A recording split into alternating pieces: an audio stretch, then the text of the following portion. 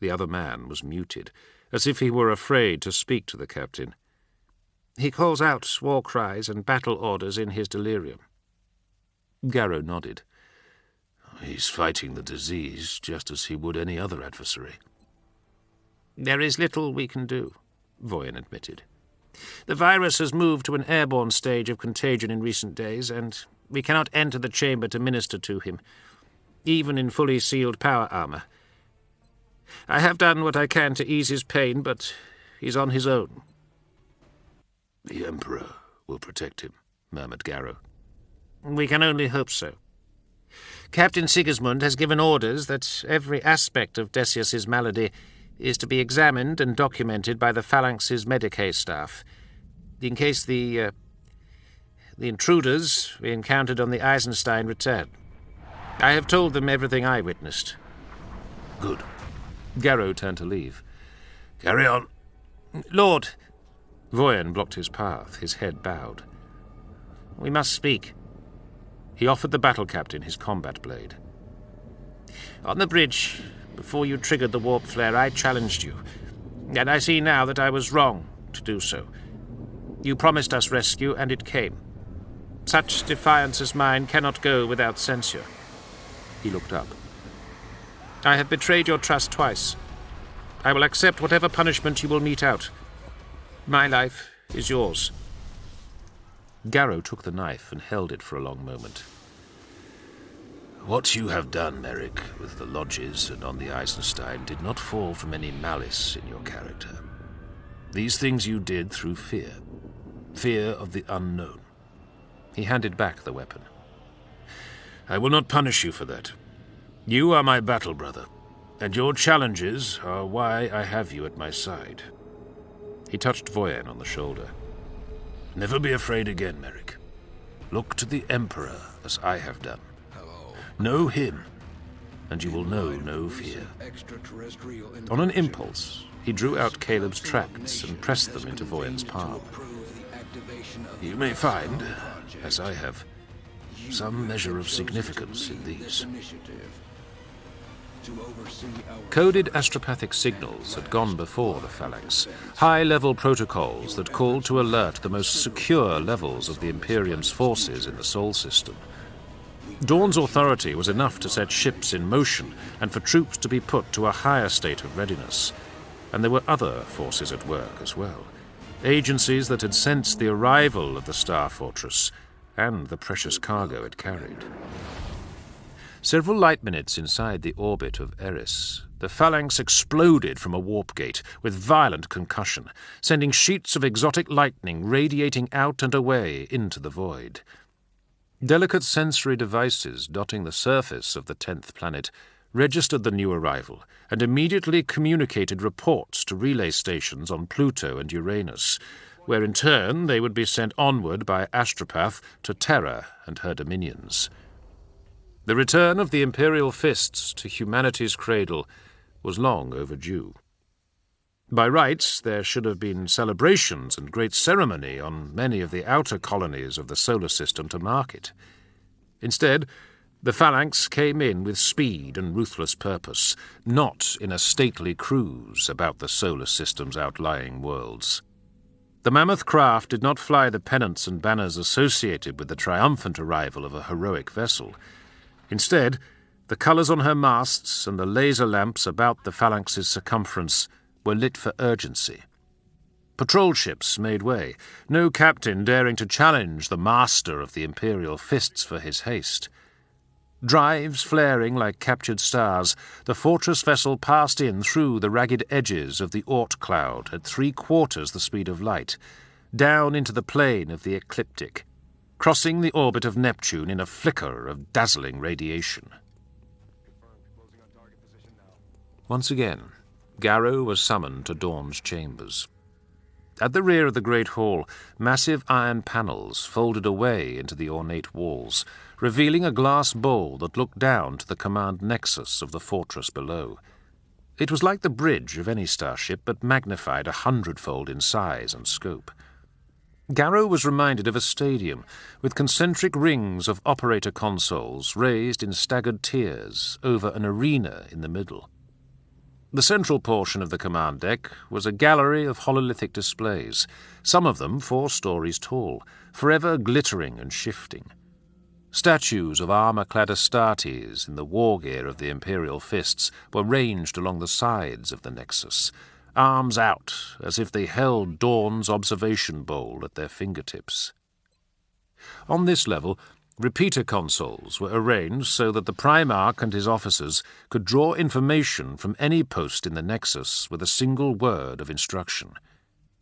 Garrow realized that from this high vantage point, a single general would be able to direct an entire war of millions of men and thousands of starships. He acknowledged Cruz, where the Lunar Wolf stood in conversation with Captain Ephriad, and bowed before Dawn. "You sent for me, Lord." "I have something for you to see." The Primarch nodded to Holbrecht, a tall Imperial Fist with a sharp face and a shaved skull. "Show the battle captain our new escort." Holbrecht touched a control and a pict screen emerged from the broad console. Garrow saw an image of void outside the Phalanx's hull, and of a large dark silhouette that moved in echelon with it. The structure of the other vessel was only defined by the places where it blotted out the stars. A black ship. The Area Gloris. It was unmistakable, and the instant Garrow seized on the configuration, his mind filled in the empty spaces. He had no doubt it was the same craft that had appeared near Iota Horologi. "Correct," said Dawn. "This phantom joined us as we cleared the shadow of Neptune and fell in to match us in course and speed. They brought with them orders from the Council of Terra itself and directions to harbour. Specific reference was made to you, Captain, and the woman Keeler. You will tell me why." Garrow hesitated, unsure of how to proceed. "I have had dealings with Amandera Kendall, a senior Oblivion Knight among the Silent Sisterhood," he began. Dawn shook his head once, a curt gesture of command. "Your dealings with these untouchables do not concern me, Garrow. What troubles me is that they know Keeler is aboard my ship, and they have bid me to have her isolated." Garrow felt a surge of concern. "Euphrates Keeler is no threat to the Phalanx, sir. She is a gifted individual." "Gifted?" Dawn made the word a growl. "I know the kinds of gifts that the Sisterhood come seeking. Have you brought a Mind Witch aboard my Fortress Death Guard? Does this remembrancer bear the mark of the Psyker?" He grimaced. "I was there at Nicaea when the Emperor himself censured the use of these warp-spawned powers for the good of the Imperium. I will not allow such forces to run unchecked among my warriors." "She is no witch, Lord," Garrow retorted. "If anything, her gift is that she has felt the Emperor's touch more keenly than any one of us." The tremor in his voice drew Cruz's attention, and the Lunar Wolf came closer. "We shall see. Sister Amandera has requested that Keeler be kept under lock and key, and Holbrecht's men have placed a guard upon her. The woman and her cohorts will be turned over to the Sisters of Silence once we make orbit at Luna." "Sir, I cannot permit that." The words streamed from him before he could stop himself. "They are under my protection." "And mine," broke in Cruz. "Loken entrusted their safety to me personally." "What you wish and what you will permit are of no interest to the Imperial Fists," snapped Holbrecht, stepping up to face Garrow. "You are guests of the 7th Legion, and you will conduct yourselves as such." "You labour under a misapprehension, both of you," said Dawn, moving to the windows.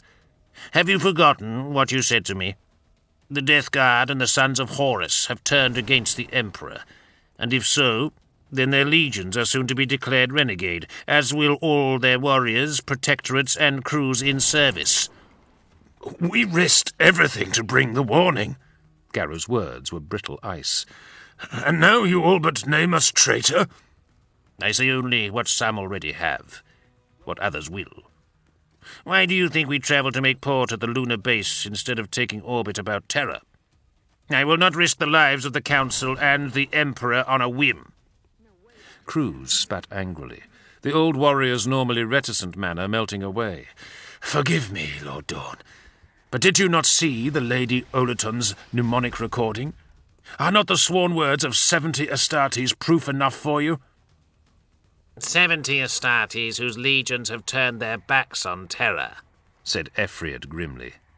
The Primarch nodded. Understand my position. Despite all the evidence you bring me, I cannot be certain of this until I see it through the eyes of an Imperial fist.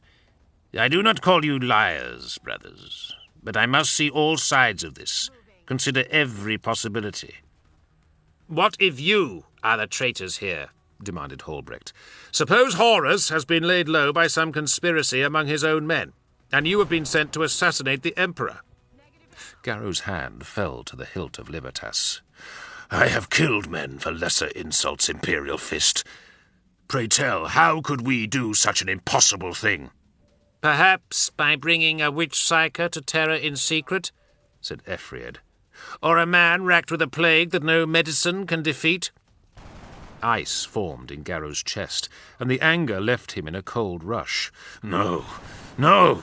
He turned to Dawn. Lord, if what I have told you and shown you is not enough to convince you, then I beg to know what it will take. Must I fall upon my own blade before you believe me? I have this hour spoken to the Imperial Regent, Malcador, the Sigillite, via machine call vox, said the Primarch.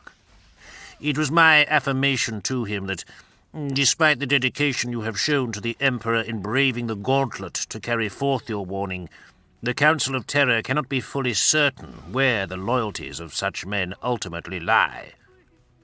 There was a hard edge to Dawn's voice, but for the first time Garrow sensed the tension in him. It was not easy for the Primarch to utter such words to fellow Astartes.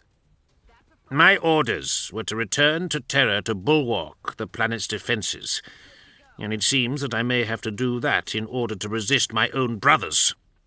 He glanced at Garrow. I will attend the Imperial Palace and brief the Emperor on this grave news.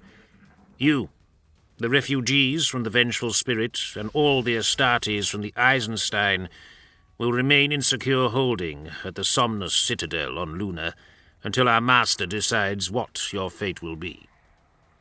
Slowly and carefully, Garrow drew his sword and turned it in his grip, offering the weapon to Dawn, just as Voyen had offered his combat knife to Garrow. Take my sword, and end me with it if I am a deceiver, Lord.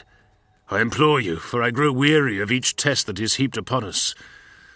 With all the lies and distrust that have bombarded me, I cannot face the same from those I call kinsmen. With his free hand, Garrow reached up to his chest and touched the eagle cuirass. He nodded to the Primarch's armour and the similar aegis there, both echoes of the war gear worn by the master of mankind. We both carry the mark of the Emperor's Aquila. Does that count for so little? In these dark times, nothing can be certain. Dawn's face turned to stone once again. Put away your weapon and be silent, Battle Captain Garrow. Know this. If you resist the edict of the Sigillite in any way, then the full and unfettered wrath of the Imperial Fists will be set upon you and your cohorts. We will not resist, Garrow said, defeated. If this is what must be done, then so be it. Libertas returned to its sheath in silence. The Primarch turned away. We will arrive in a few hours. Assemble your men and be ready to disembark. The distance across the marble floor to the chamber's doors seemed to expand as Garrow's injured leg tensed with ghostly pain on every step he took. The phalanx approached Luna through the hanging ornaments of orbital defense stations and commerce platforms, her path an open corridor through the darkness towards Terra's natural satellite. As the fortress of the Imperial Fists found harbour at the gravity-null Lagrange point beyond the moon, the phalanx mimicked the orbit of Luna around its parent world. Once, the satellite had been a mottled stone wasteland, where humans had ventured in their first infantile steps away from their birth world. They had built colonies there, testing their mettle in the pitiless cold of the void in preparation for future voyages to other planets. But as Terra's people had advanced, Luna had become little more than a way station, a place to pass by on the journey to the interplanetary and later interstellar deeps. For a time, in the age of strife, when Terra was engulfed in war and blood, the moon had become desolate and empty once again. But after the rise of the Emperor, Luna had known a rebirth. Waxing and waning, the satellite came full circle as the age of Imperium brought it new life. Bisecting the great stone sphere across its equator lay a man-made valley many kilometers wide. This was the Circuit, an artificial canyon that laid open the rock and stone beneath the dusty lunar surface. All along the length of the chasm lay gateways into the moon's interior, vast doors to the honeycomb of spaces carved by mankind in the heart of Luna. The ancient, dead boulder of the moon became the largest military complex ever built by humans. A vast shipyard for the armada of the Imperium. Thousands of starships, from the smallest shuttle to the largest battle barge, were built and maintained there.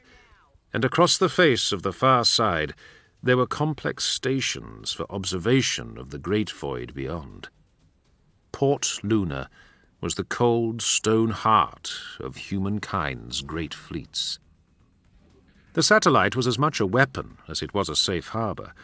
Much of the metals mined from the moon's heart and the rock from the Circuit's excavation had been employed by the Emperor's most skilled engineers, fashioned into a synthetic ring that girdled the planetoid. The vast grey hoop held batteries of lance cannons and docking bays for more warships.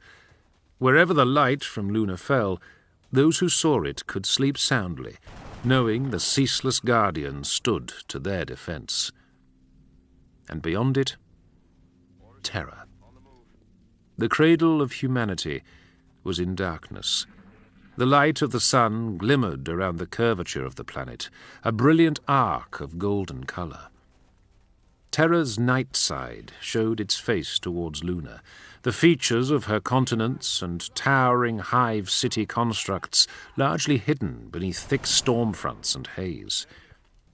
In the places where the cloud formations were thin enough, the pulsing spark of lights from the great metropolis arcologies made necklaces of stark white and bright blue, some clustered in halos, others extending out along coastlines for hundreds of kilometers.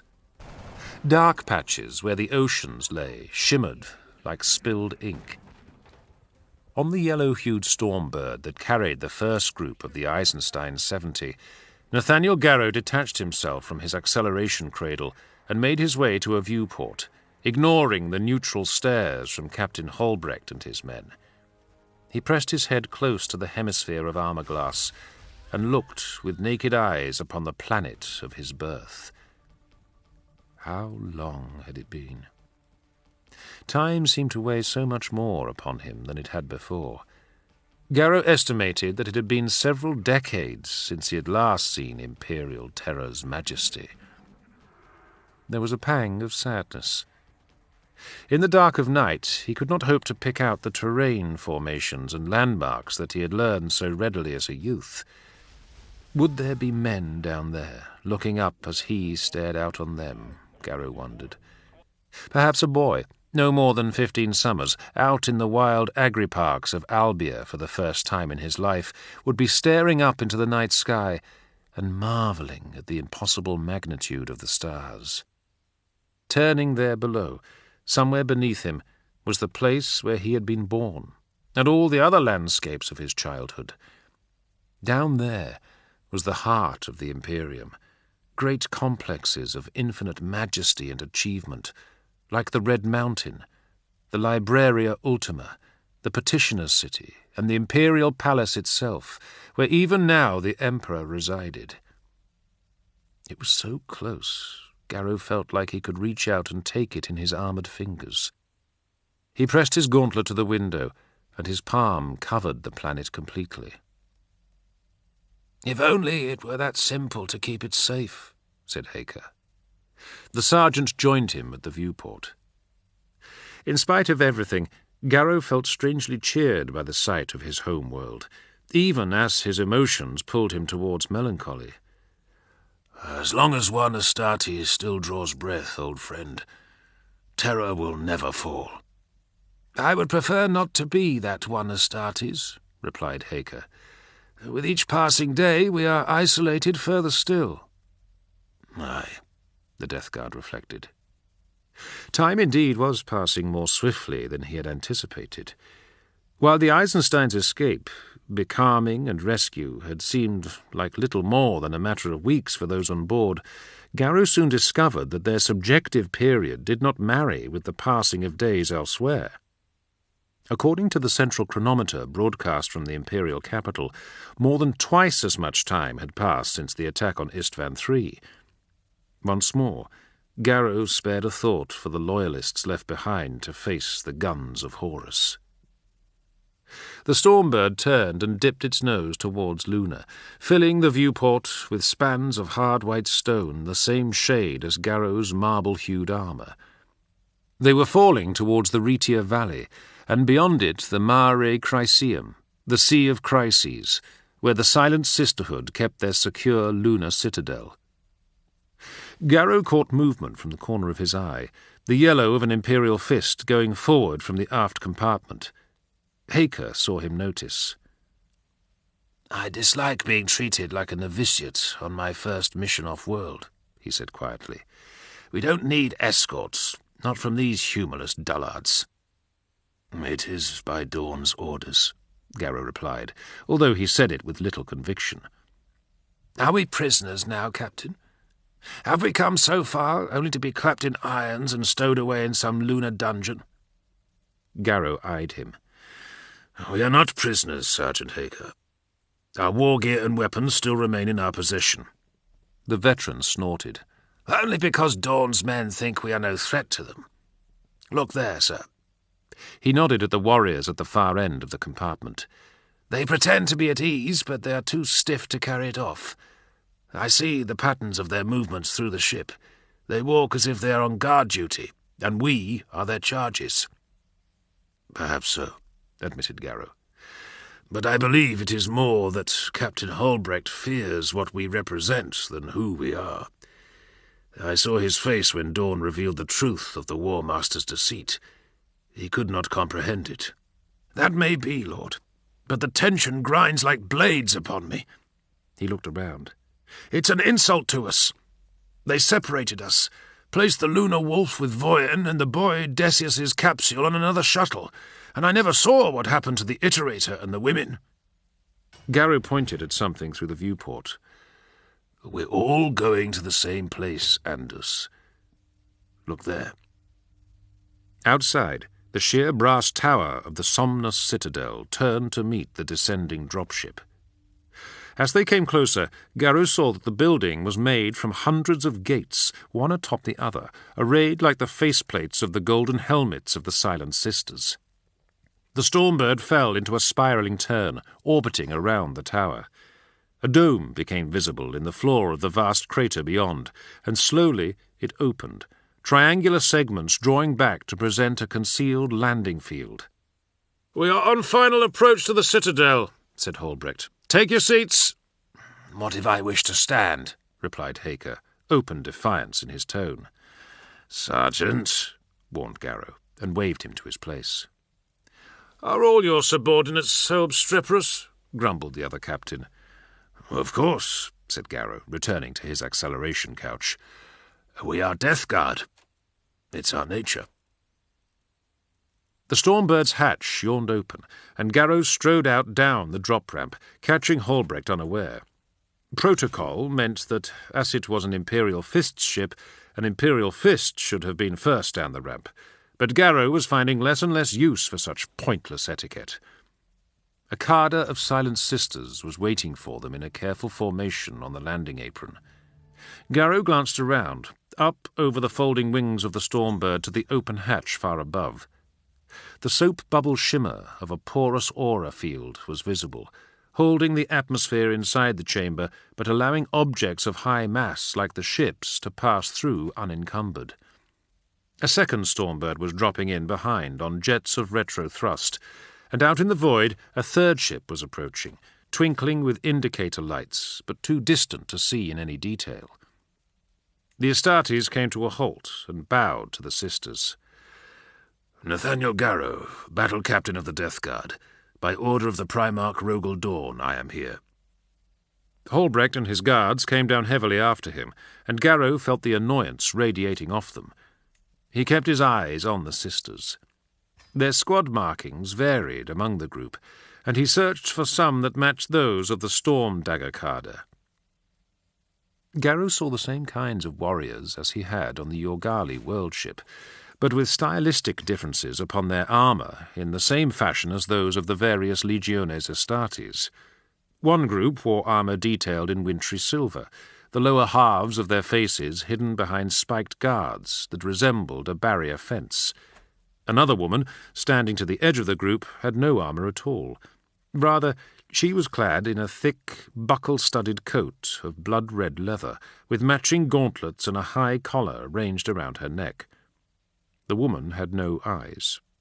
In their place were two augmetics, heavy lenses of ruby-coloured glass fixed to the skin of her brow and cheeks with hair-fine wires. She studied Garrow with all the warmth of a chirurgeon, observing a cancer beneath a microscope.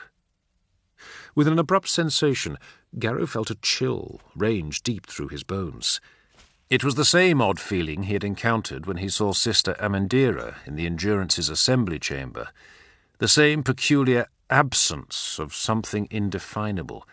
Only now he felt surrounded by it, the disquiet pressing in on him from every side.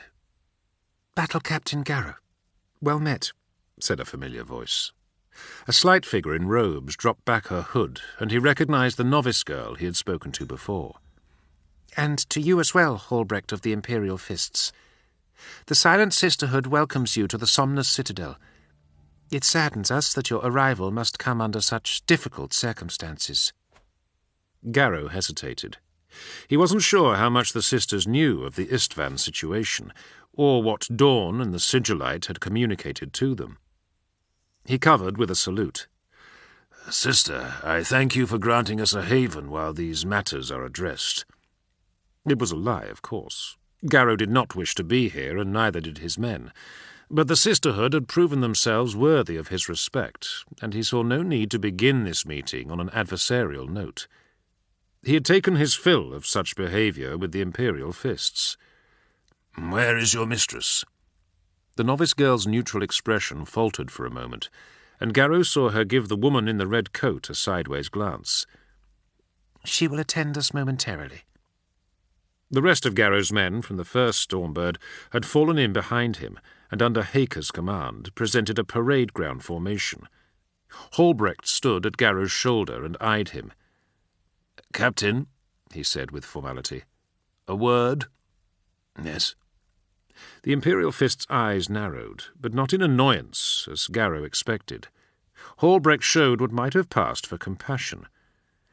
"I know what you must think of us. I can only begin to comprehend what you have experienced.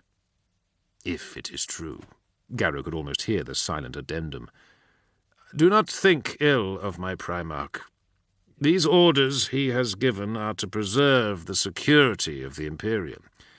If the price of that is a wound to your honour, then I hope you will see it as a small one to pay." Garrow met his gaze. "My kinsmen have betrayed me. My master has turned traitor. My honour brothers are dead, and my legion is on the path to corruption. My honour, Captain Holbrecht, is all I have left." He turned away as the second Stormbird settled into place with jets of spent thruster gas. The other transport opened along its flanks, and servitors scurried out with the isolation capsule in their grip. Voyen walked in lockstep with them. As Garrow watched, a contingent of Silent Sisters, all of them armed with powerful inferno guns, formed a guard around the module as it was carried past them. "Where are you taking him?" he asked.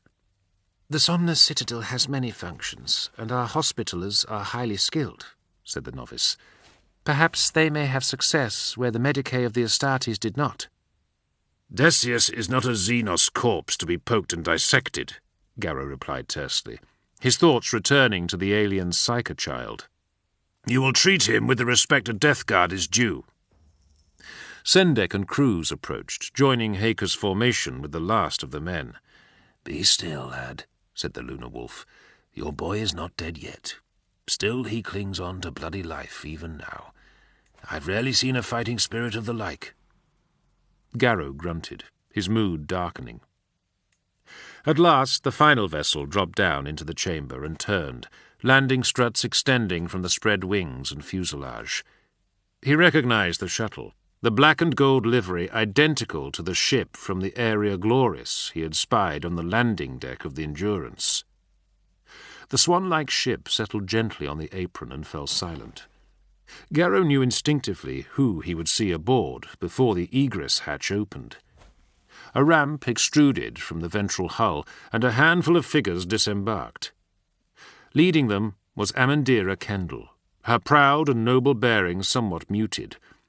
She seemed distracted and wary. Two more of Kendall's Storm Dagger Witch-Seekers marshalled the other passengers from behind. Kyril Sinderman, Mercedes Oleton, and at their head, Euphrati Keeler. Keeler's gaze crossed the chamber and found Garrow. She gave him a nod of greeting that seemed almost regal. He had expected her to appear afraid, as nervous as Oleton and the old Iterator obviously were. But Keeler stepped down into the citadel as if she were fated to be there, as if she were the mistress of the place. Sister Amandira did something in sign language, and the unblinking woman in the red coat and her cohorts moved with sudden, graceful swiftness. "An excruciatus," said Holbrecht of the woman. "It is said that each one of them must personally burn 100 witches before they can take the rank." Keeler stood, unruffled, as the prosecutor's squad approached her. With exaggerated caution, the Sister Excruciatus gave Euphrati a cold and clinical once-over, looking her up and down. Then she signed to Kendall and gestured sharply to her warriors, who surrounded the refugees. Both Garrow and Cruz came forward at the same moment, ready to step to battle if events fell that way. "These people are under my aegis," barked the Death Guard. "Those who harm them will face me." Sister Amandira and her witch-seekers stepped in to block the Astartes' path, but it was Keeler who gave them pause. Nathaniel, Iacton, please don't interfere. I will go with them. It is necessary. The woman in the red coat signed, and the novice translated. This one demonstrates traits that are of issue to the sisterhood. By the Emperor's edicts and the decree of Nicaea, we have the authority to do with her as we wish. You have no right of claim in this place, Astartes. "And the civilians? A documentarist and an iterator?" snapped Cruz. "Are you free to take them as well?" Wherever Euphrati goes, we will accompany her. Mercedes managed a defiant interjection, and Garrow saw Sinderman nod in agreement. Keeler began to walk. Don't be afraid for us, she called. Have faith. The Emperor will protect. Garrow watched the procession of figures disappear down a ramp and through a thick iris of steel leaves that slammed closed behind them. He could not shake the sudden icy certainty that he would never see them again. Amandira Kendall was still in front of him, still studying him with iron eyes. She signed again. Captain Garrow and the men under your stewardship know this, the novice translated in a clear, crisp voice. We grant you sanctuary here until such time as the Master of Mankind makes ruling on what shall be done with you. Quarters have been prepared. The silent sister never once broke eye contact with him. You are our guests, and you will be treated as such. In return, we ask that you behave only as the warriors of the Legiones Astartes should, with honour and respect. The novice paused. Captain, she asks you for your word. It seemed like an eternity before Nathaniel answered. She has it. It was a prison, in any real sense of the word. There were no bars upon the windows, no locked doors on the Spartan tier of the citadel where the sisters gave them quarters in which to wait, but outside was barren rock and airless void, and for kilometers in all directions there were autonomous sensor units and gun drones. If they left the spire, where could they go? Steal a ship from the launch bay? And then what? Garrow sat in his small chamber in silence and listened to the men of the 70 as they talked among themselves. All of them gave voice to the things that churned inside their minds, thoughts of what futures lay before them, fears born of desperation, and plans that went nowhere and did nothing. Sister Amandira was no fool. He saw the look in her eyes. He knew, as well as she did, that if the Astartes of the Eisenstein decided that their confinement was at an end, there would be little the Sisters of Silence could do to stop them from leaving. Garrow was certain that Kendall's warriors would make it a costly path for them, but he estimated he would lose no more than 10 of his men, and probably only the ones who had been slowed by injury during the escape from Istvan. He knew the phalanx was still nearby, and Dawn with it. Perhaps if they did try to leave, the Primarch would send Holbrecht and Efried to convince them otherwise. Garrow frowned. Yes, that was a sensible tactic, and Dawn was nothing if not the master of level-headed strategy. Stepping back for a moment to examine the situation, Garrow had to give the Lord of the Imperial Fists his due for handling the Eisenstein men in the manner he had. If Garrow and the others had remained on the Star Fortress, eventually friction would have flared and blood would have been shed. By placing them here, under the roof of the Sisterhood, and the very same women who had fought alongside them only months ago, Dawn forced Garrow to give pause to any thoughts of unfettered combat. Even if they fought through the Sisters and the Imperial Fists and got themselves a ship, what would it earn them? It was madness to think they might approach Terra and demand an audience with the Emperor to vindicate themselves. Any atmosphere-capable ship would be ripped from the sky before it came within sight of the Imperial Palace. And if they fled for deep space, there were hundreds of battleships between Luna and a navigable jump locus. Of all the things he feared would happen to the 70, Nathaniel Garrow had not expected this. To come so far, in measures of both his soul and of distance, only to be held at bay here, within sight of his goal. It was torture in its own way. Time passed, and no word came for them. Sendek wondered aloud if they might be left here to live out their lives while the matter of Horus was settled on the other side of the galaxy, the 70 an inconvenient footnote forgotten amid the fighting. Anders Haker made a joke to him about it, but Garrow saw the real concern beneath the forced humour. Barring death in battle or fatal accident, an Astartes was functionally immortal, and he had heard it said that one of his kind might live 1,000 years or more.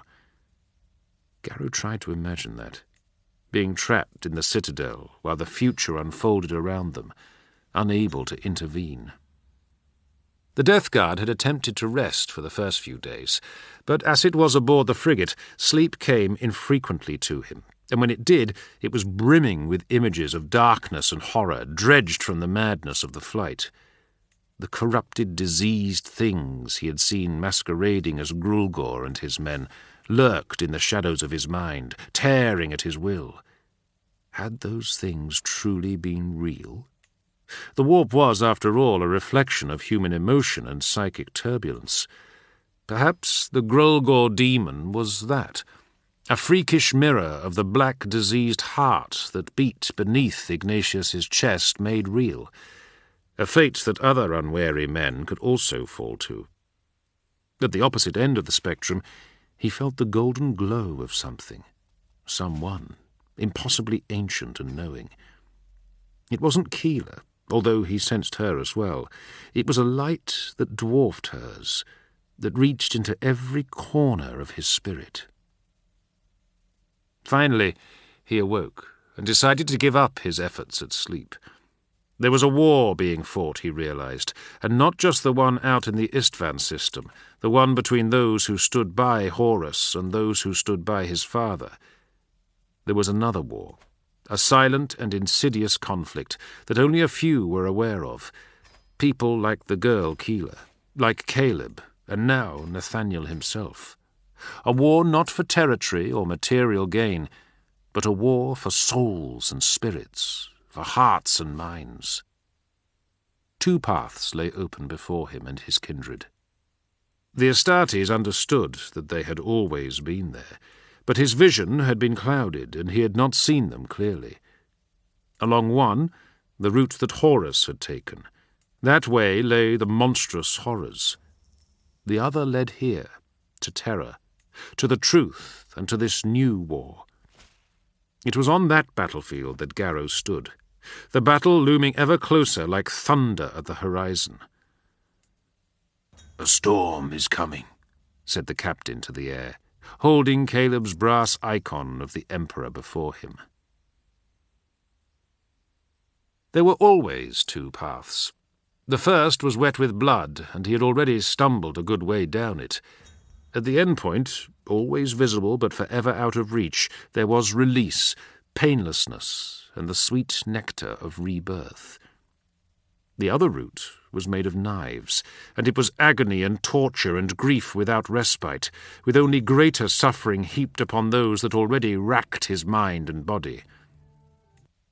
There was no conclusion to this route, no oblivion, only an endless loop, a Mobius strip cut from hell.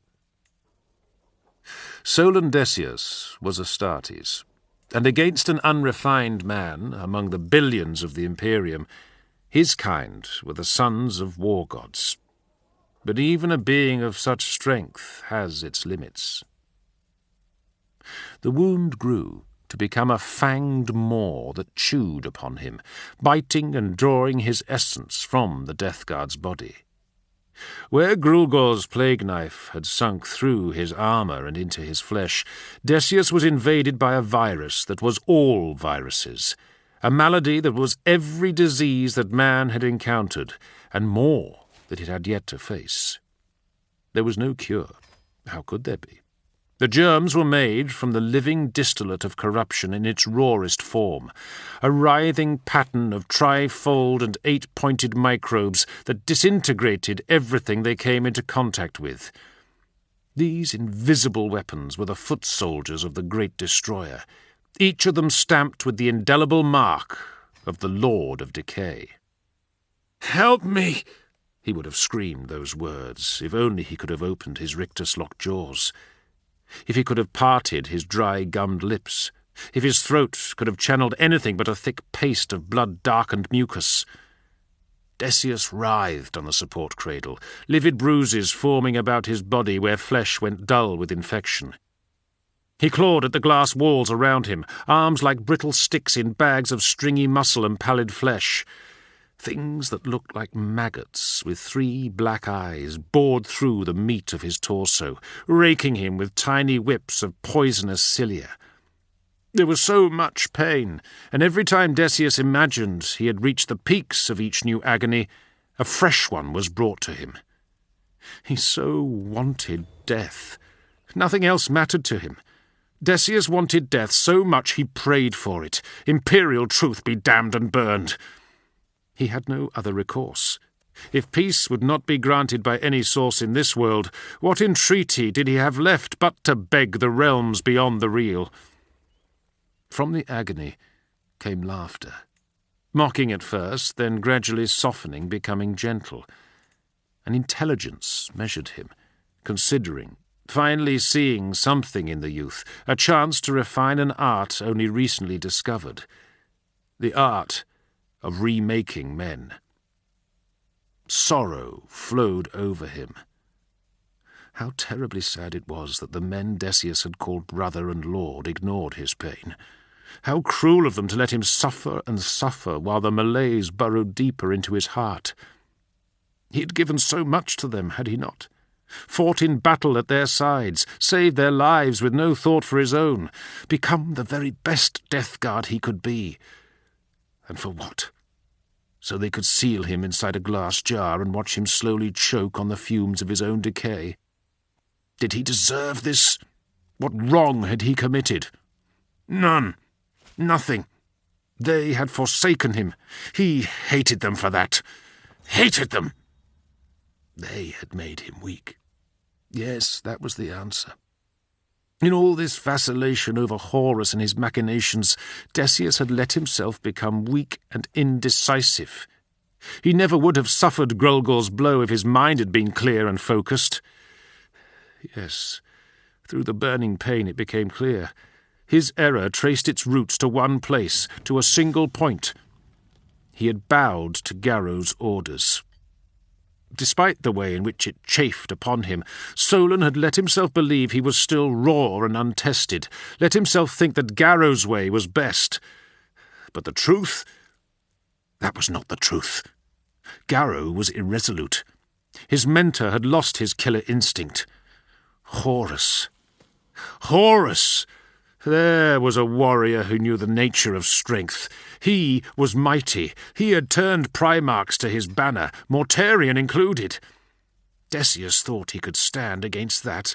What madness must have possessed him? Do you want death?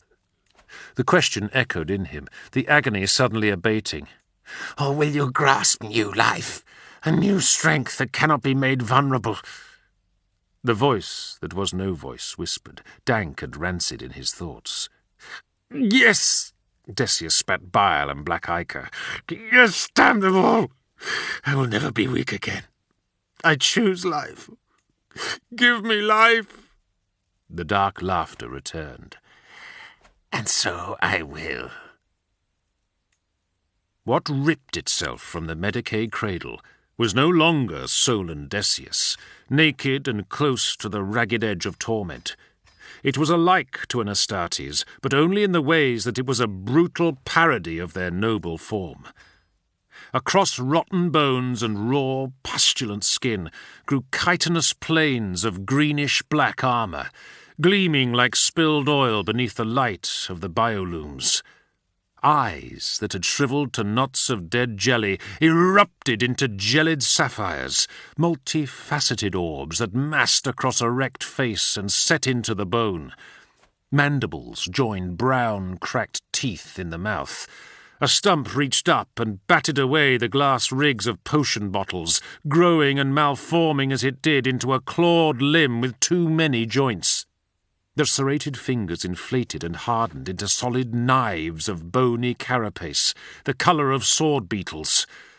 What was no longer Solon Decius opened its mouth and roared, and from bleeding, suppurating lips spewed a cloud of insects that raced around the shivering body in a living shroud, a cape of beating, swarming wings. On newly clawed feet, the Lord of the Flies raised himself up and shattered the armour-glass walls of his confinement and began a search for something to kill. Chapter 16. Tollin Sendek stepped off the gravity disk as the floating platform reached the infirmary level. The oval plate hovered for a second after he departed, then drew silently away up one of the many vertical shafts that cut through the interior spaces of the Somnus Citadel. His lip curled. The tower had a peculiar array of scents to it that the Death Guard found off-putting. Different levels had different odours, cast out from sensors and odd mechanical devices that resembled steel flowers. It was some element of the Silent Sisterhood's discipline, a way of patterning the women used to mark out quadrants of the building. Similar methods were used for the blind astropaths on some starships and orbital platforms. Perhaps it was this unwelcome similarity that made Sendek uncomfortable. He disliked all things about the Psyker arts and all things that connected to them. Such realms were at odds with his rational, reductionist view of the universe. Sendek believed in the cold, hard light of science and the imperial truth. The freakish facilities that verged on the edges of sorcery were disquieting to him. Such things were for the Emperor to understand, not for those with minds of lesser breadth. But the smell. Today it was different. Before it had been like roses collecting at the edge of his senses. Now it was strange, sweeter than before, but with a sour metal taste beneath it. He kept walking. Without making an order of it, or with anything approaching official sanction, the men of the 70s started a watch. They had nothing to do inside the citadel but drill and spar in the cramped quarters a few levels up the length of the tower, and the waiting, the inaction, chafed at them. So they took it in turns to keep the watch on their fallen comrade. Iacton Cruz was not expected to participate. Decius was a death guard, and Cruz was not, but all the other men under Garrow's command automatically accepted and understood what was required of them. Quietly, they made sure that there was never a moment that passed when a warrior of the 14th Legion was not attending the sickbed of Solon Decius. That the young warrior was destined to die was not questioned by any one of them, but it became an unspoken imperative that he would not die alone.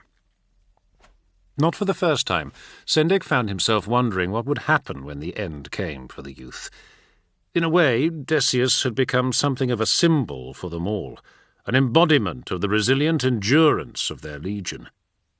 He thought of the two of them matched over a regicide board on the Endurance, and felt a pang of sorrow. For all of Solon's brashness and arrogance, the cocksure warrior did not deserve a death of such ignominy. Decius should have perished in glorious battle, instead of being reduced to fighting a war with his own body. The smell was becoming stronger. Sendek's frown deepened. Iago, one of Haker's squad, and a deft hand with a plasma gun, took the watch before Toland's, but he was overdue. It wasn't like Iago to be so thoughtless. Sergeant Haker's hard training and battle drills burned that out of his men. Then, the unmistakable aroma of blood finally raised itself from the mix of scents, and Sendek tensed. There was no movement anywhere along the infirmary corridor, and where the corner turned to the isolation ward, the biolooms in the walls and ceiling had been doused. Only a faint red light showed him the vaguest outline of the corridor. He broke into a run, his senses taking in everything. For a moment, the Astartes thought that there had been some kind of accident, like the spillage of some great casket of oil across the floors and wall. But the charnel house stink overwhelmed him with the raw bouquet of fresh blood and rotted meat. Sendek realized abruptly that the biolooms had not been deactivated after all. It was only that there was so much blood in thick, sticky layers that it damped down the glow from them. His ceramite boots crunched on a paste of broken bone fragments and melted teeth. He made out a shape in the rancid gloom. A forearm ending in rags of torn meat, still partly sheathed in the marble armour of a death guard.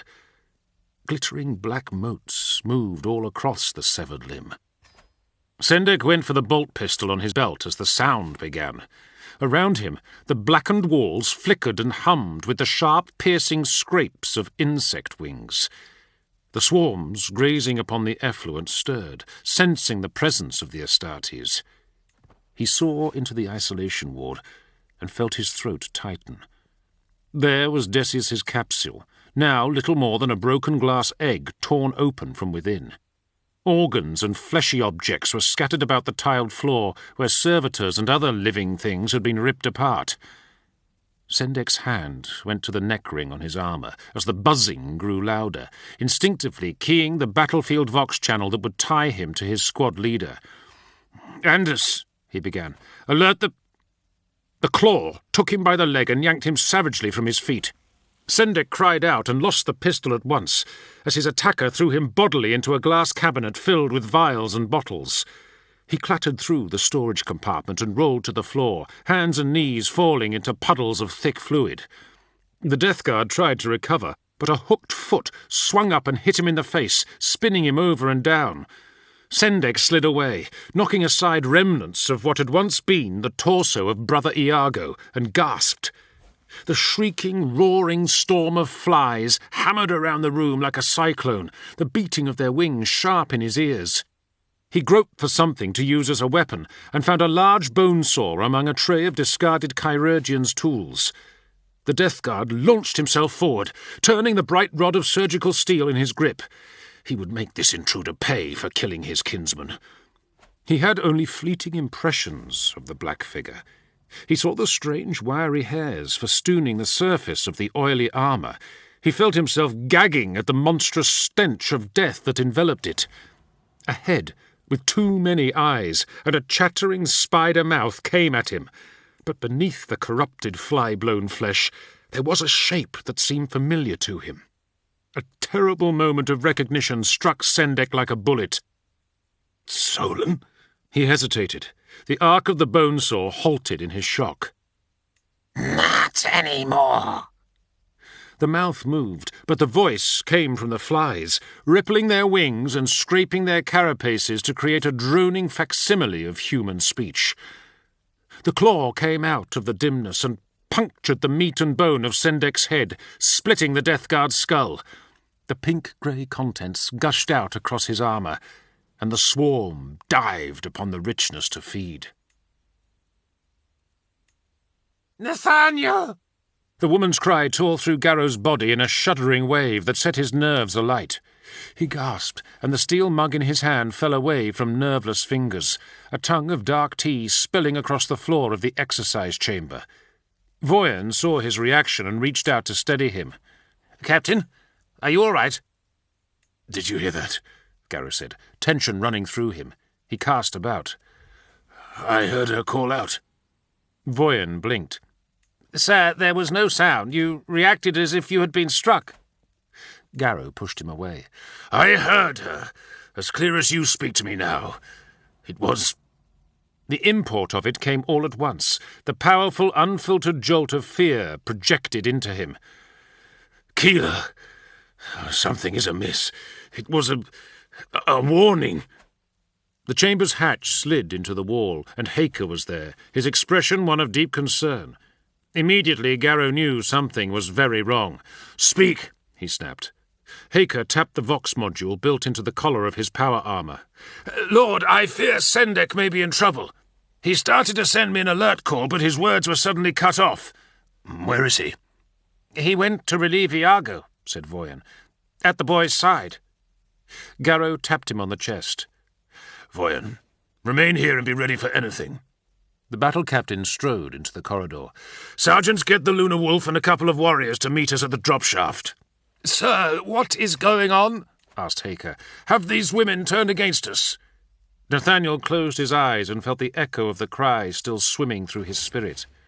A dark tide of emotion following with it. I don't know, old friend, he replied, taking up his helmet and locking it in place. We'll know soon enough. The resonance of gunfire climbed up the shaft to them as Garrow and the other Astartes rode the gravity disk down. Cruz shot him a look.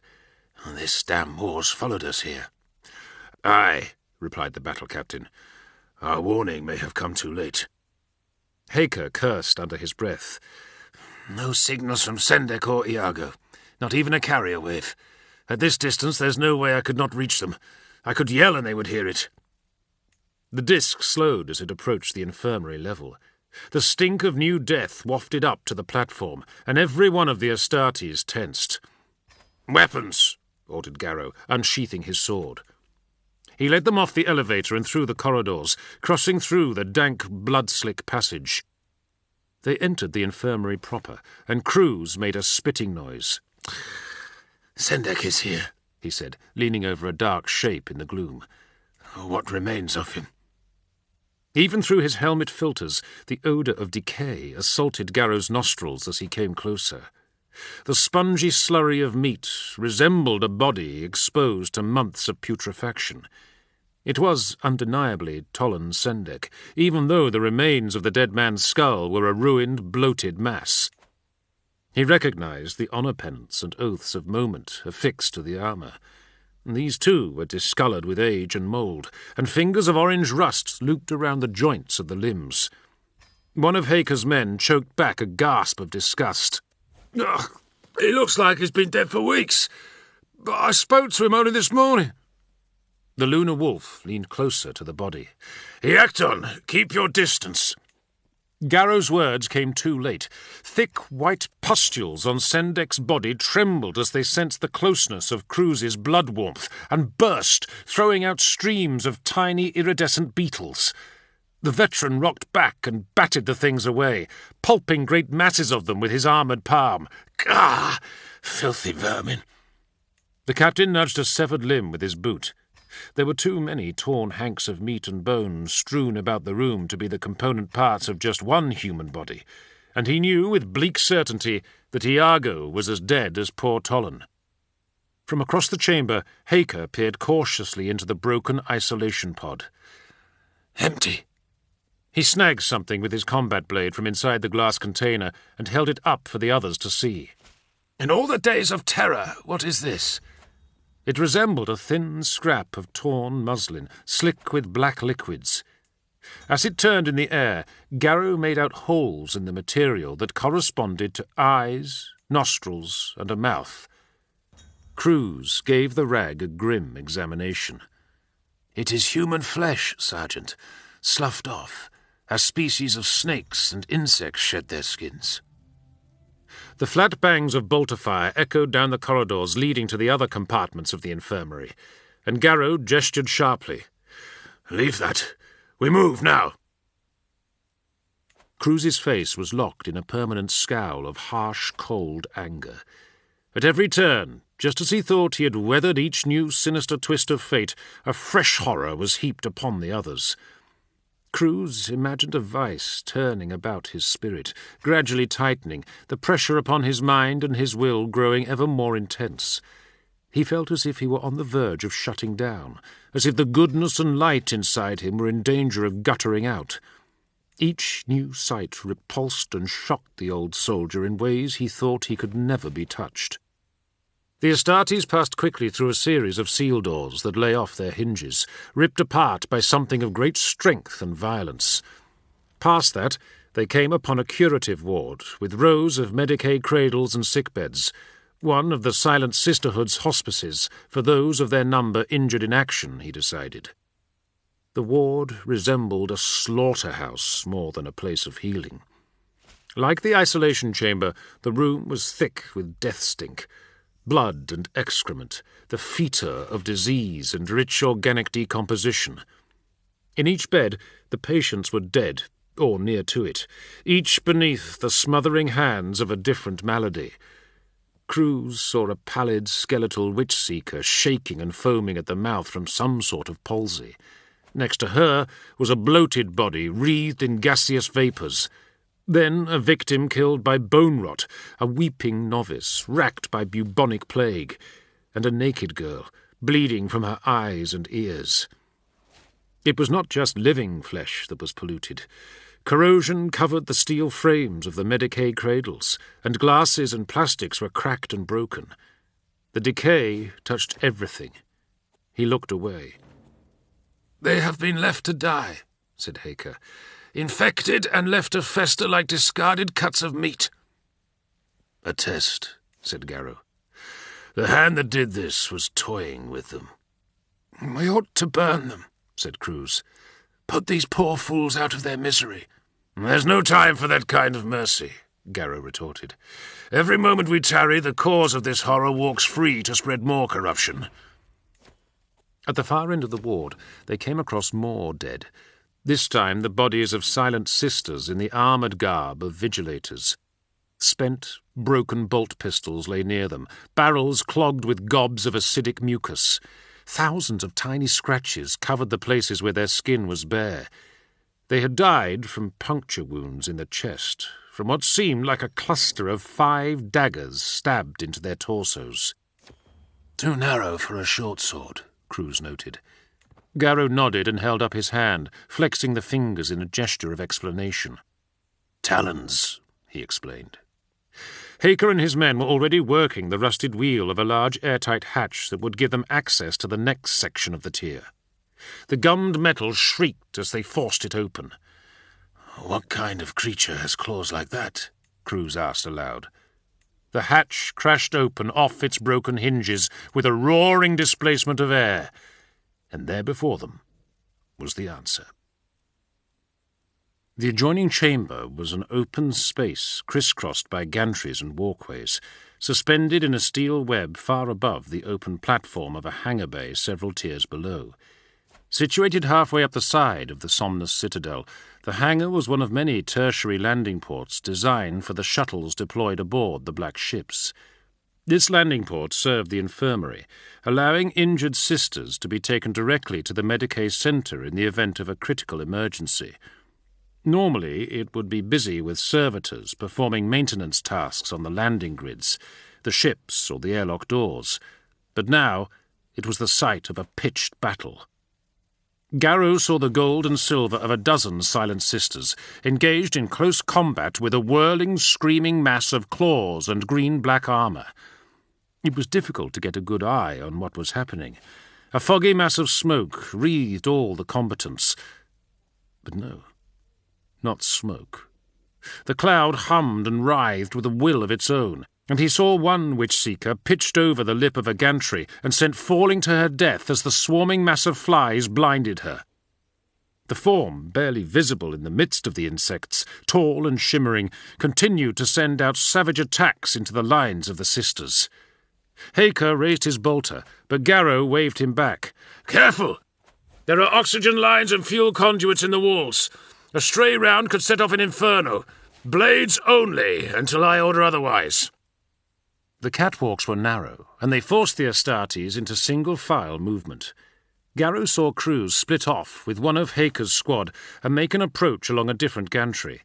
He nodded and ran forward. The metal decking clanged and shook beneath the heavy boots of the Death Guard. It was hardly built for the weight of men in ceramite and flex steel. The swarm's motion was that of a single, living, thinking creature. As the Astartes came close, it cut off portions of itself and sent them screeching through the air, separate and distinct clumps of dense, poisonous forms, clawing at the eyes and skin of the warriors.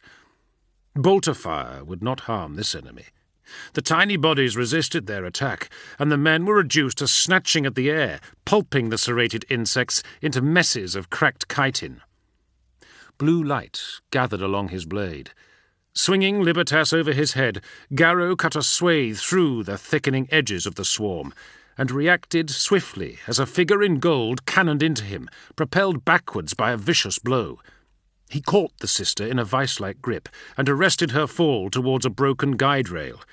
She hissed loudly, and the captain realized too late that the woman's arm was scored with hundreds of slash wounds where razored insect wings had cut her flesh. Garrow reeled her back in and found himself looking into the eyes of Amendira Kendall. She was flushed with effort from the fight. To Garrow's surprise, she made a quick string of word gestures in Astartes' battle sign. "Nature of enemy unknown." "Aye," agreed Garrow. "You know this tower better than we do, sister. Block the escape route and let my men deal with this mutant." He had to raise his voice so it would carry over the chattering squeals of the swarming bugs. Kendall signed again, getting to her feet. "Proceed with caution." "That time has passed," he replied, and threw himself into the rippling mass of the swarm, the sword's power field crisping great clumps of black flies from the air around him. The sisters drew back and followed Garrow's command. There had been a moment, just the smallest of instants, when Nathaniel Garrow had heard Keeler's cry and feared that the women had turned against them. His own battle brothers had already raised weapons against him, and it was sad and damning that his first reaction was to assume it had happened once more, this time with Kendall's witch-seekers out to murder them. He felt a measure of relief to learn he was wrong. To be confronted by another betrayal, added to those of Horus, Mortarion, and Grulgor, was fate so cruel to curse him again? Yes. In his heart, in his soul, he knew who it was he would find at the heart of the swarm, even before he laid eyes upon him. The clawed, reeking monster spread the two long fingers of his distended left hand in a grotesque greeting as Nathaniel fell into the eye of the swarm storm. The hexagonal steel decking beneath him squealed and moaned, shifting. "Captain!" The word was a mocking chorus of rattling echoes, humming into his ears from all around. "Look, I am healed." For all the gruesome malformations of his flesh and bone, The aspect of the man beneath the changed body was clear to Garrow's eyes. He teetered on the brink of despair for one long second, the revulsion of what stood before him threatening to knock the last pillars of reason from his mind. A flash of memory unfolded. Garrow remembered the first time he had seen Solon Decius, on the muddy plateau of the Black Plains on Barbarous. The aspirant was covered in shallow cuts, streaks of blood and a patina of dirt. He was pale from exertion and ingested poisons, but there was no weakness of any kind lurking behind those wild eyes. The boy had the way of an untamed animal about him, brilliantly fierce and cunning. Garrow had known in that moment that Decius was raw steel, ready to be tempered into a keen blade for the Emperor's service. Now all that potential was wasted, twisted and destroyed. He felt a terrible sense of failure settle upon him. "Solon! Why?"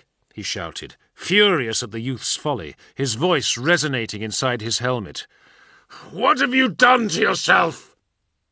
Solon Decius died aboard the Eisenstein, thundered the rasping voice. His existence is at an end. I live now. I am the pestilent champion. I am the Lord of the Flies. Garrow spat. "Traitor! You followed Grolgor into his grotesque transformation. Look what you have become. A freak. A monster. A demon.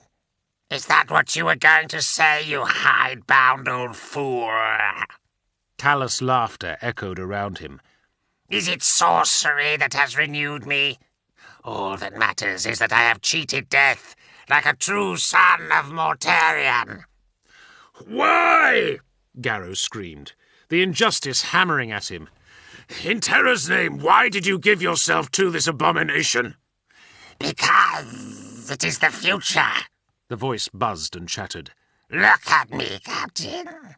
I am what the Death Guard is to become, what Grolgor and his men are already. Undying, living avatars of decay, waiting to reap the darkness. Garrow's senses were heavy with the stench of corruption. I should have let you perish, he coughed, faltering for a moment. But you did not, came the scream. Poor Decius, trapped at the edge of mortality, racked with such pain it would grind down a mountain. You could have released him, Garrow, but you let him live in agony, tortured him with every passing moment, and for what? Because of your ludicrous belief that he would be saved by your master. The creature took heavy steps towards him, the claw reaching out. He begged you to end him, but you did not listen. He prayed to your precious gaudy emperor for deliverance, and again he was ignored, forsaken. A slashing blow clipped Garrow and he dodged away, falling through a haze of flies. The breathing slits on his armour locked shut, holding out the scrabbling, biting mandibles of the insects. Garrow had the brass icon and its chain wound around the fingers of his gauntlet. No, he insisted. You should have survived. If you had held on. If you could give your spirits in the God Emperor's service. God! The swarm bellowed the word back at him. I know God. The power that remade Decius, that is God. The intellect that answered him when he lay praying for the bliss of decease, that is God. Not your hollow golden idol. Blasphemy, Garrow snarled. You are a blasphemy, and I will not suffer you to live. Your heresy, that of Grolgor, Mortarion, Horus himself, will be crushed. The battle captain launched a brutal flurry of counterstrokes, chopping at the discoloured armour. Each blow was parried. Fool! The Death Guard are already dead. It is ordained. Garrow's answer was a vicious downward slash that cut a wide gouge through the rigid planes of chitinous shell. The thing that had been Solon Decius staggered with the pain of the blow, and jets of thin yellow mucus streamed from the cut. Instantly, flies from the hurricane swarm around them hurtled inward and buried themselves in the wound. In seconds, the pulpy mass of writhing insect bodies was bloating and distending, staunching the injury, the flies feasting on themselves to seal it closed. "You cannot kill decay," hissed the voice. "Corruption comes to all things. Men die, the stars burn cold." "Be silent!" commanded Garrow. One of Solon's character flaws was that he had never known when to shut up. Libertas gleamed as it arced through the air, this time cutting horned chunks of the insect armour off the monstrous foe. The distended claw, huge and heavy, swung around and slammed into the Death Guard's chest, denting the eagle cuirass and cracking the ceramite. The knife-sharp fingers scraped across his arm, trying and failing to gain purchase. Garrow brought the sword around and attacked again, forcing his enemy to push back along a gantry. Neither of them had room to manoeuvre, but corralling his enemy would only make the fight more difficult. Blade and claw met over and over, the crystalline blue steel sparking off the chitinous talons. The speed and power behind the blows was stunning. Even at his very best, Decius had never been this deadly. It was taking every iota of Garrow's skill to stay toe-to-toe with his former pupil. And where he felt the edges of tension and fatigue in his muscles, his adversary clearly did not. "I must end this, and swiftly, before more people die."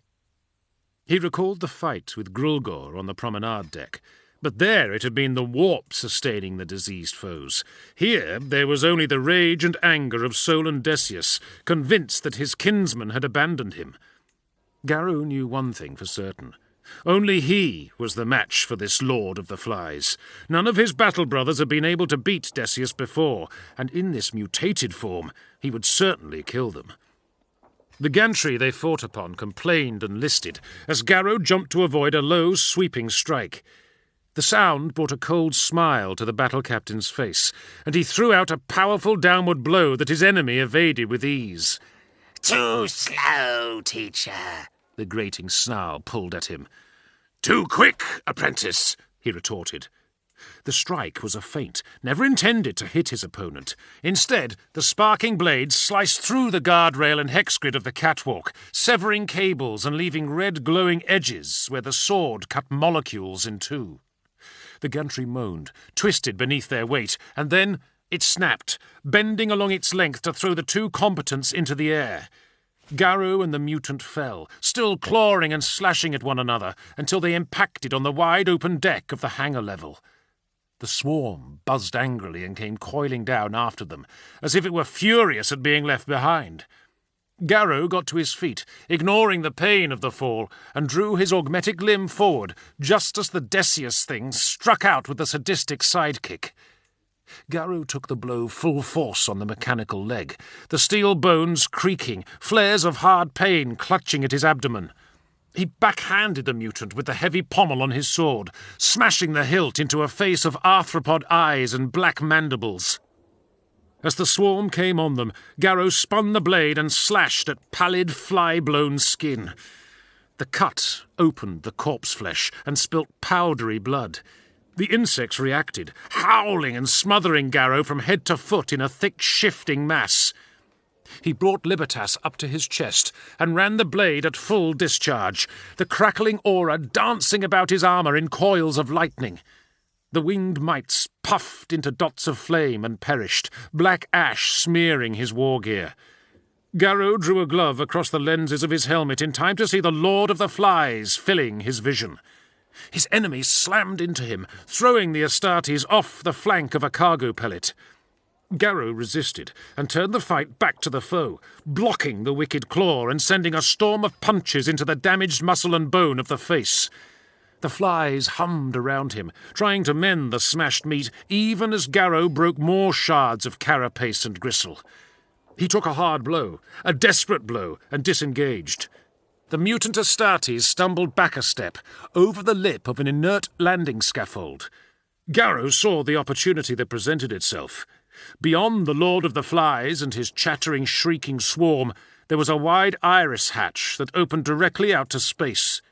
He looked up at the figures on the service gantry overhead and shouted into his Vox pickup, "Kendall!" He pointed forward. "Open the hatch! Do it now!" The Decius thing couldn't hear his words, but the creature wasn't slow on the uptake. You think you can stop me? I carry the Lord of Decay's mark.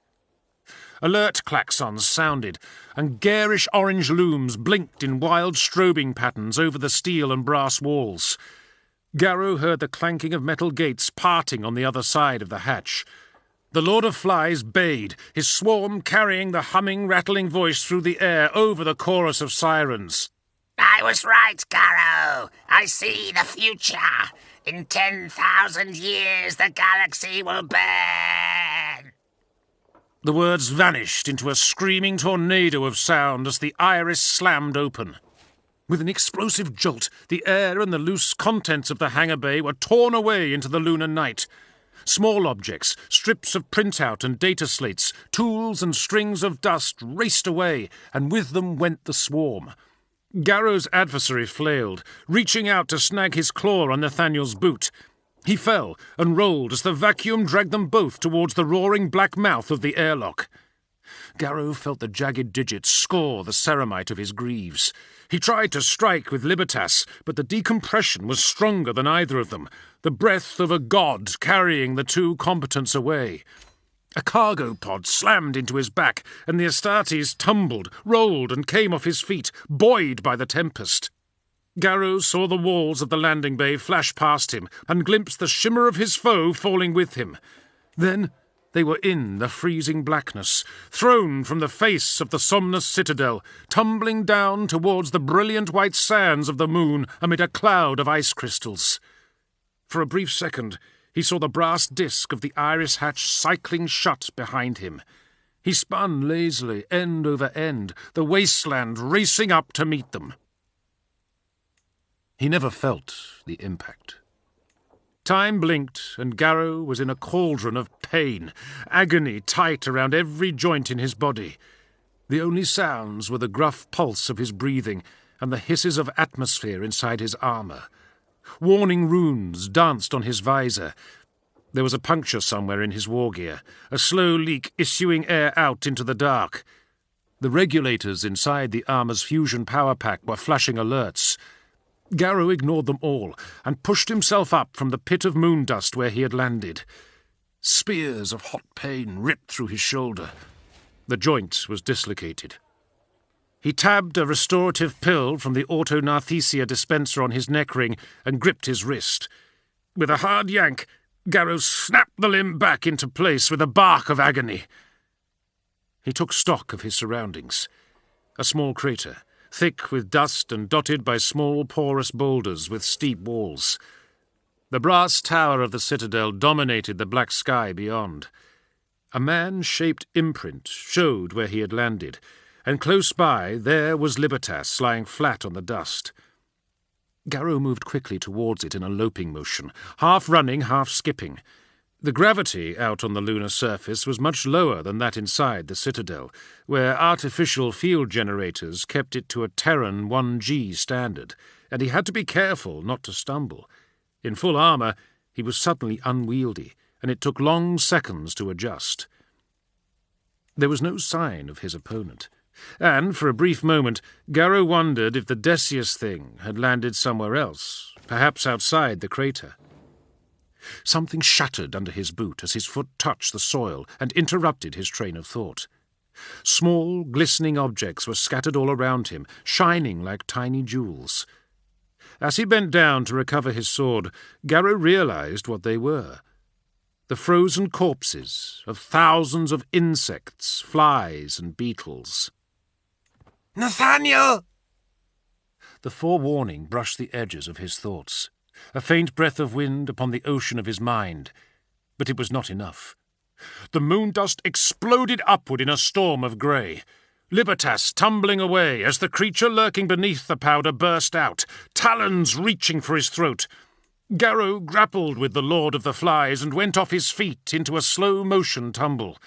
He grunted with effort as he punched his adversary hard in the sternum and felt chitin give with the impact. The Death Guard had known 1,000 battles, and in every one the constant clatter of weapons had been the music that accompanied them, the hue and cry of fighting men locked in struggles for their lives. Now, out on the airless, sun-blinding whiteness of Luna, there was no sound at all. The silence was broken only by the rush of blood in his veins, the rhythm of his exhalations. There was an absence of sense, too. The fetid stink of the creature that wreathed it inside the citadel was gone. In its place, Garrow could only smell the tang of his own blood, and the acrid traces of burning plastics from his armor's damaged servos. They fought unarmed, hand to hand, every battle skill they could draw upon pushed to the fore. Using the low gravity to his advantage, Garrow pushed off a rock outcropping and let his momentum flip him up and around. He turned a boot to meet his enemy's face and saw a compound eye burst into a cloud of polluted blood. The droplets froze instantly into hard black jewels that scattered over the moon dust. Some questioning, analytical portion of the battle captain's mind wondered how it was that this freak could even exist in the vacuum. It had no suit seals, as Garrow's did, no airtight layer of atmosphere to sustain it. There were patches of dark frost on the limbs of the pestilent champion, where the cold of space had iced over spilt fluids, but still it lived on, defiant by its very existence. He took a blow that knocked the breath from him, ignoring the new alert runes that haloed his vision. Streams of white vapour, precious air, issued out from points of damage beneath the eagle cuirass. Eventually, suffocation would come, even to an Astartes. "You must die, abomination," Garrow said aloud, "even if it be my last victory." The Lord of the Flies pressed upon him, and Garrow's back slammed into the wall of the crater, into the inky shadows cast by the rock formation.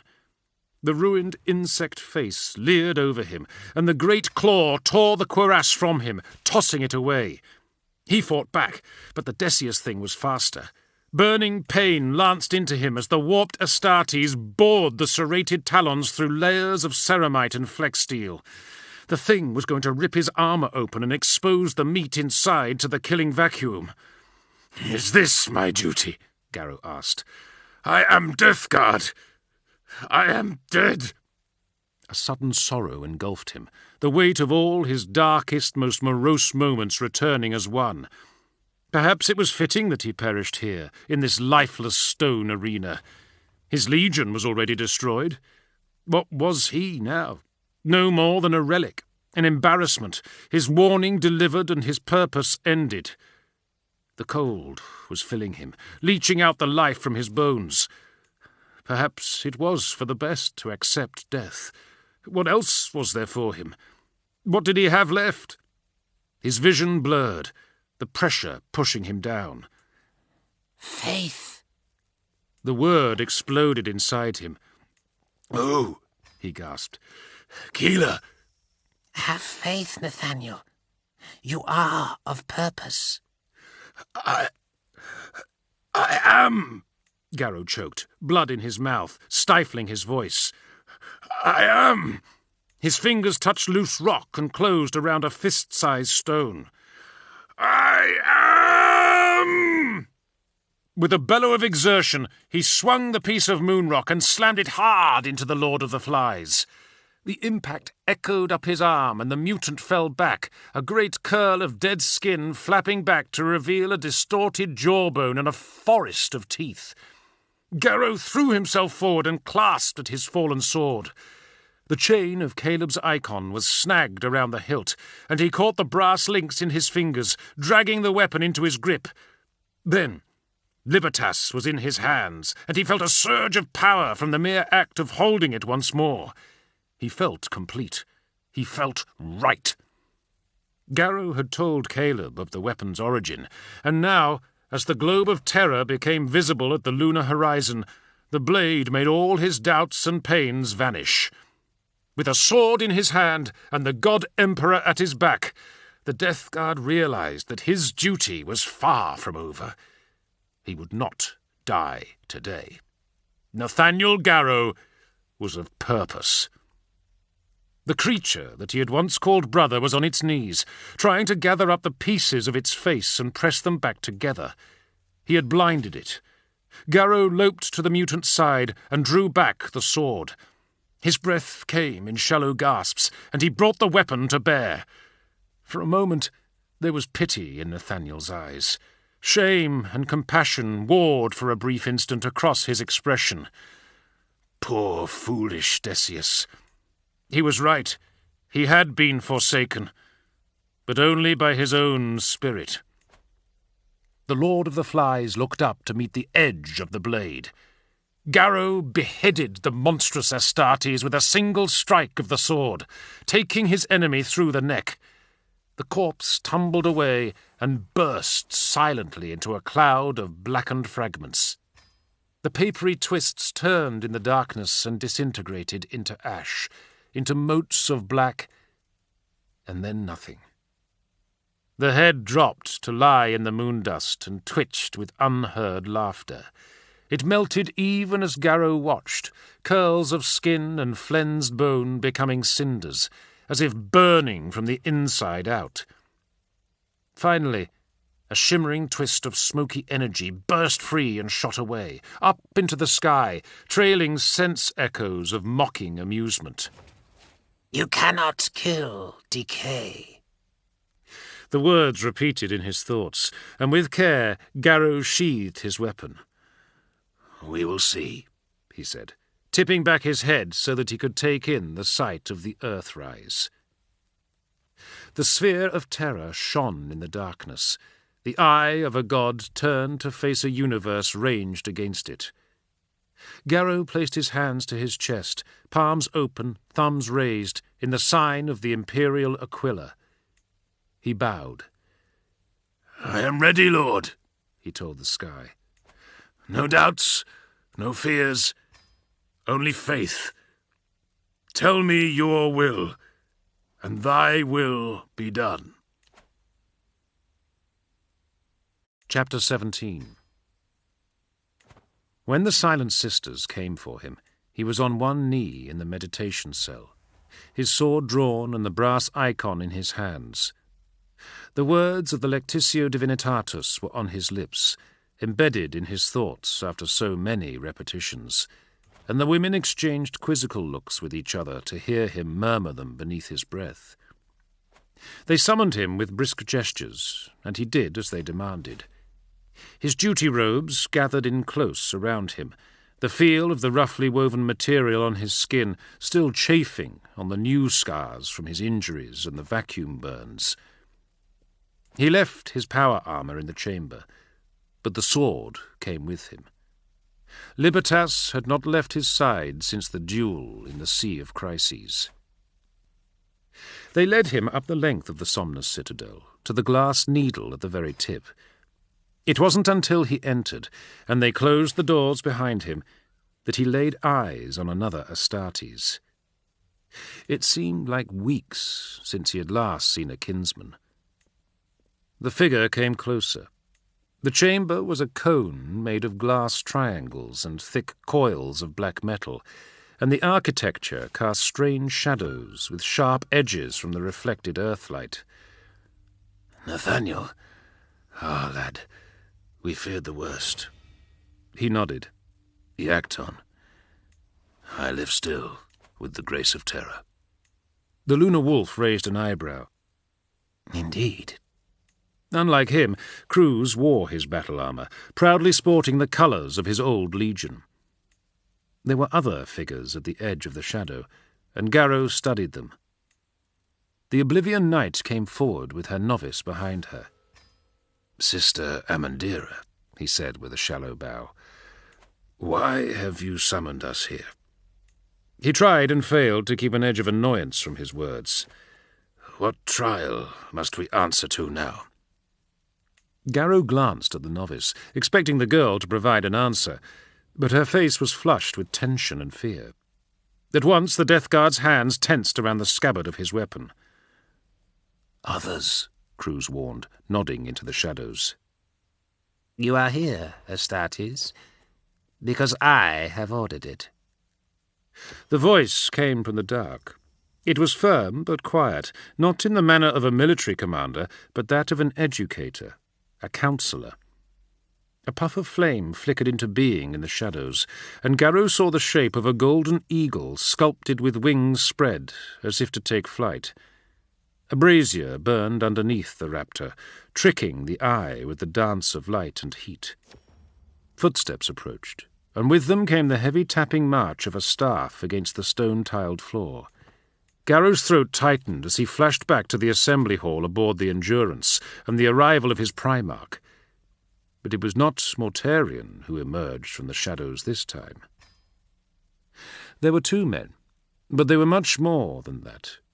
Even barefoot, the taller of the two would easily have been a match for Iacton Cruz in his full armour.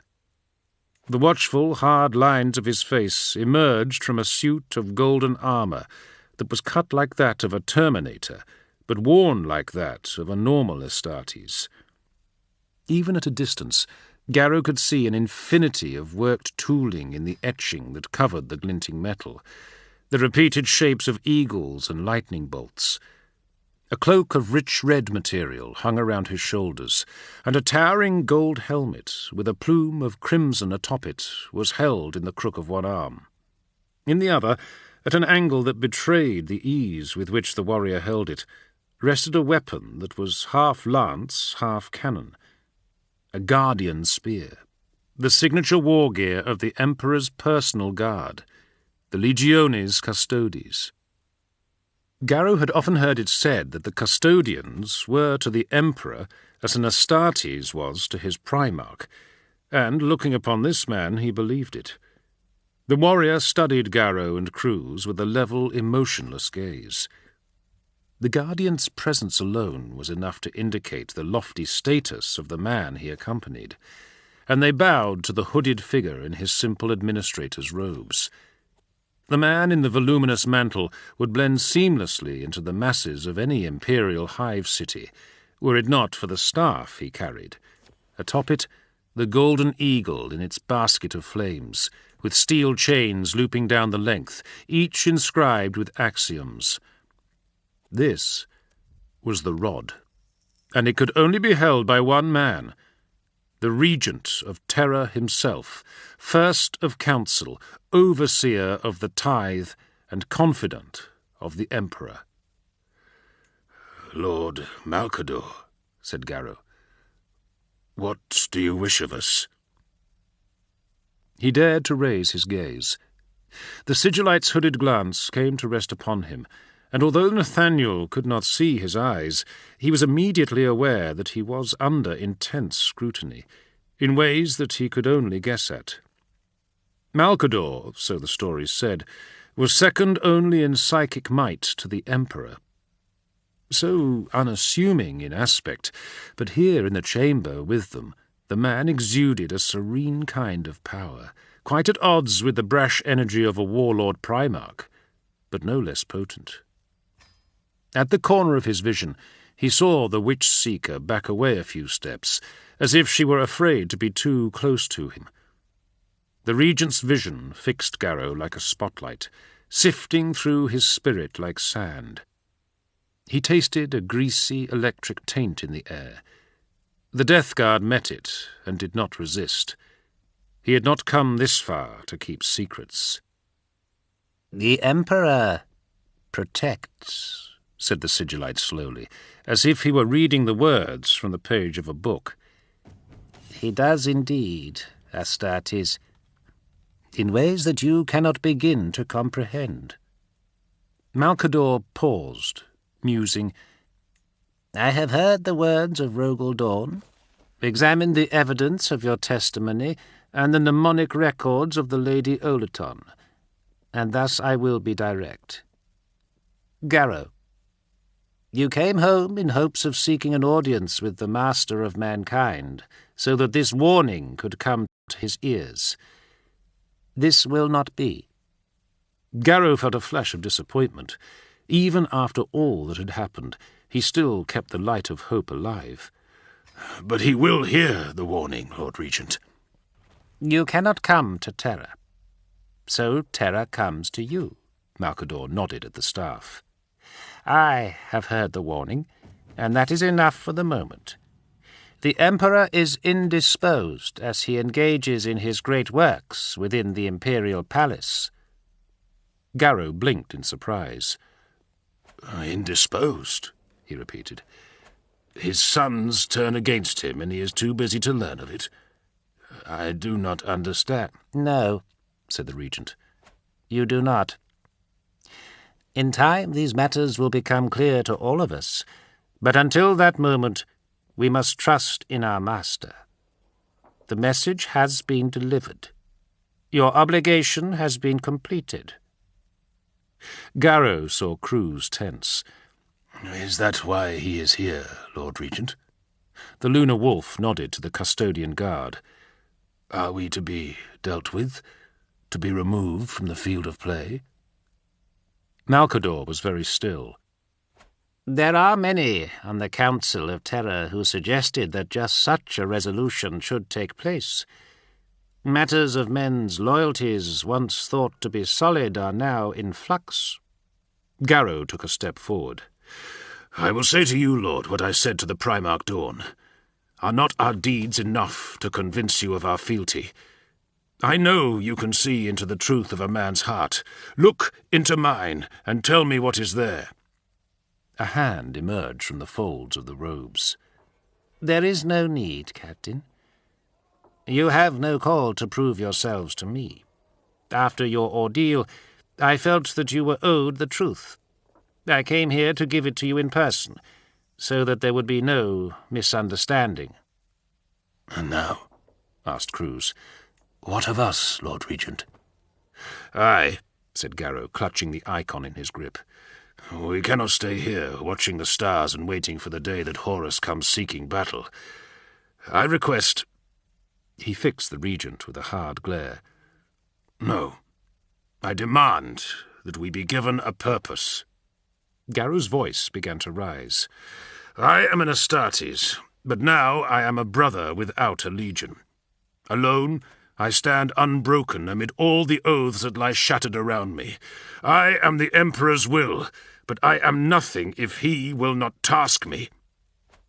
The Death Guard's words echoed around the glass tower, and Kendall's novice shrank visibly to hear them.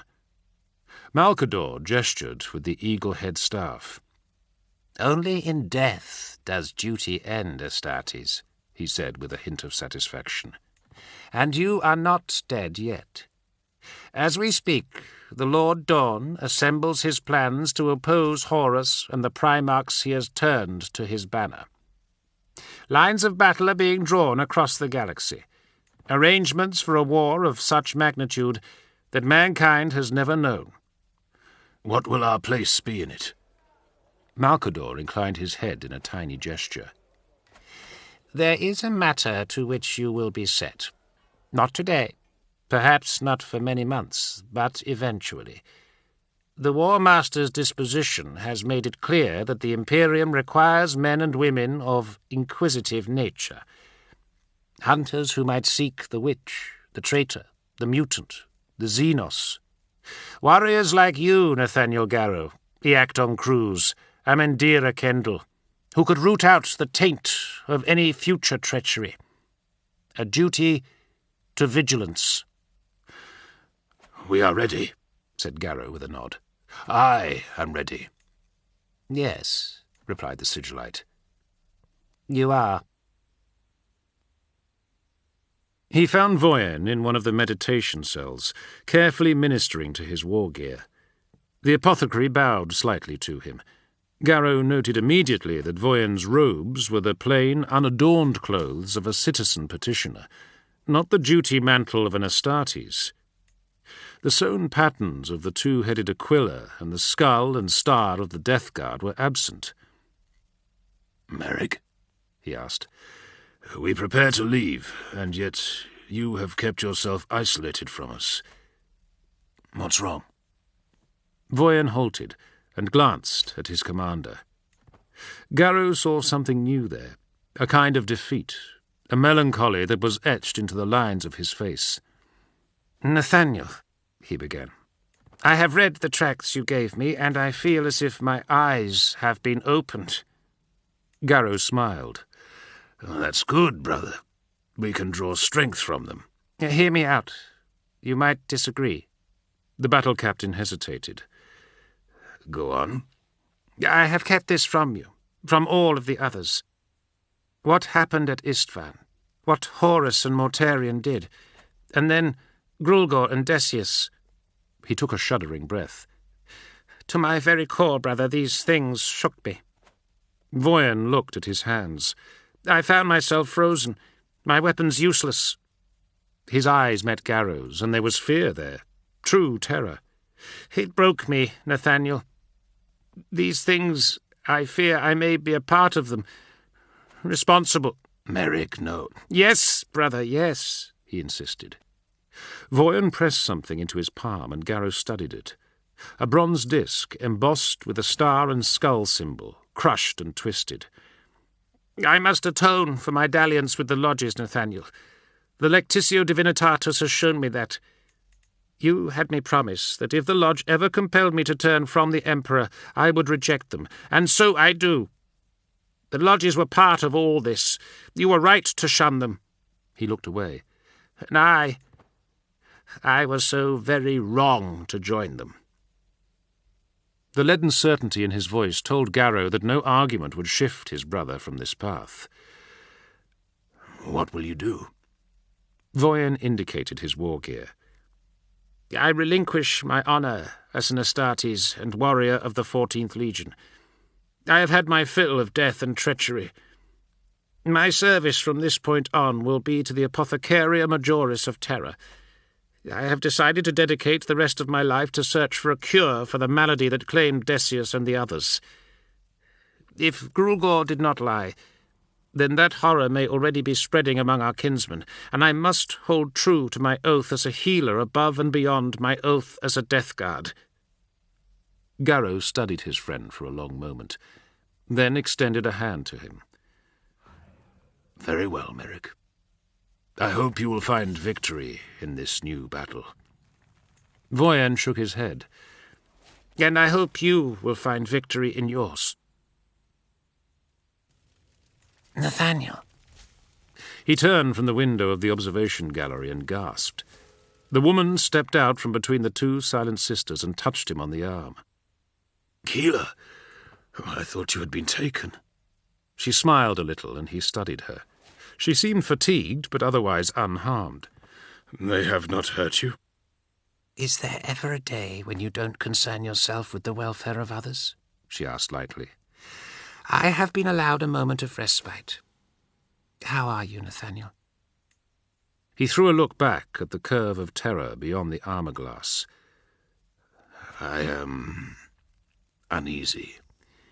I feel as if I am a different man, as if everything that led up to the flight from Istvan was just a prologue.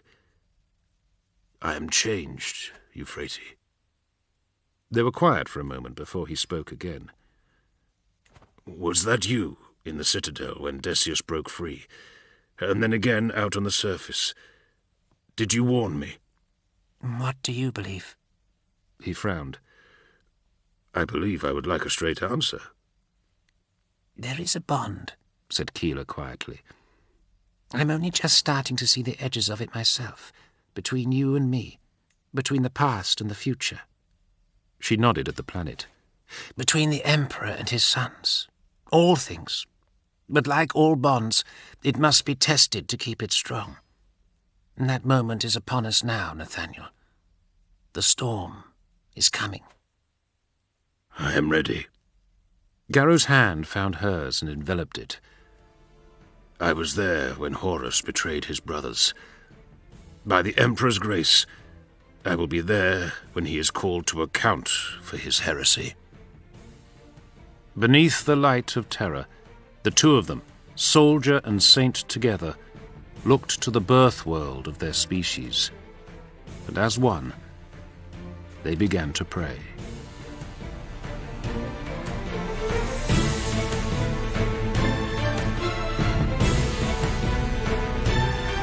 The Flight of the Eisenstein was written by James Swallow and read by Jonathan Keene. It was produced by Heavy Entertainment for Black Library. This work is copyrighted by Games Workshop Limited, 2011. All rights reserved.